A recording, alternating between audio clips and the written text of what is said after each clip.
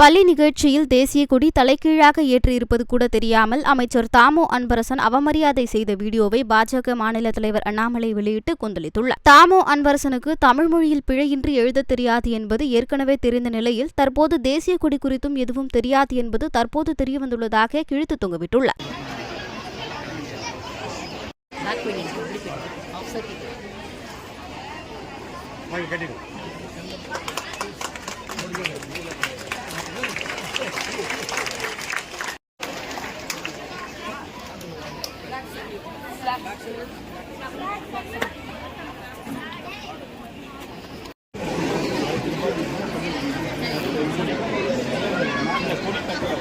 மாணவ செல்வங்கள் அமைதி காக்க வேண்டும்.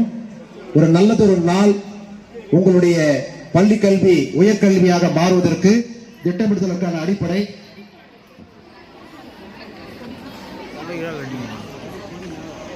கொடிப்பாடல் எல்லாம் எந்திரிச்சிட்டு